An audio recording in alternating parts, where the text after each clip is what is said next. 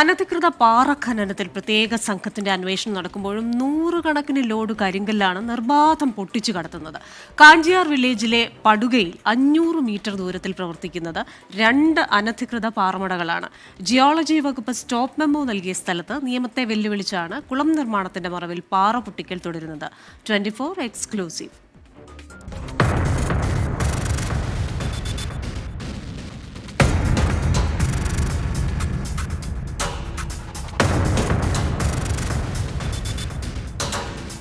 കഴിഞ്ഞ ദിവസം 24 സംഘം കടന്നു ചെന്ന കാഞ്ചിയാർ പടുകയിലെ അനധികൃത പാറമടയോട് ചേർന്ന് പ്രവർത്തിക്കുന്ന മറ്റൊരു അനധികൃത ഖനനമാണിത്.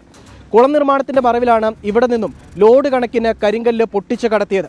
ഇവിടെ കുളം നിർമ്മിക്കാൻ യാതൊരുവിധ അനുമതിയും ജിയോളജി വകുപ്പ് നൽകിയിട്ടില്ല എന്നുള്ളതാണ് വളരെ പ്രധാനപ്പെട്ട കാര്യവും. കോട്ടയം സ്വദേശിയുടെ ഉടമസ്ഥതയിലുള്ള സ്ഥലത്താണ് പഴയ കുളത്തിന്റെ വലിപ്പം കൂട്ടാനെന്ന പേരിൽ പാറ പൊട്ടിച്ചത്. മൈനിങ് ആൻഡ് ജിയോളജി വിഭാഗം കഴിഞ്ഞ ജനുവരിയിൽ അനധികൃത ഖനനം കണ്ടെത്തിയിട്ടും നടപടിയെടുത്തില്ല. ജില്ലയിലെ അനധികൃത ഖനനത്തിൽ അന്വേഷണം നടക്കുമ്പോഴും ഇവിടെ നിന്ന് ഇന്നലെയും ലോഡ് കണക്കിന് പാറ പൊട്ടിച്ചു കടത്തി.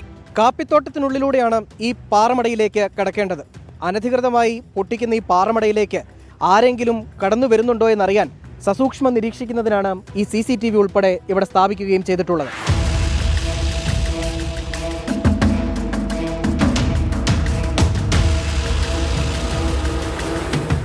സ്ഥലത്തിന്റെ സ്ഥിതി സംബന്ധിച്ച രേഖകൾക്കായി ജിയോളജി വകുപ്പ് ഉടുമ്പൻചോല തഹസിൽദാർക്കും കാഞ്ചിയാർ വില്ലേജ് ഓഫീസർക്കും കത്ത് നൽകിയിരുന്നു.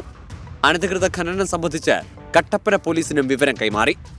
6 മാസത്തിലധികമായി ഇവിടെ നിന്ന് പാറ പൊട്ടിച്ച് കടത്തുകയാണ്. അവധി ദിവസങ്ങളിലും പുലർച്ചെയുമാണ് പാറ പൊട്ടിക്കലും കടത്തും.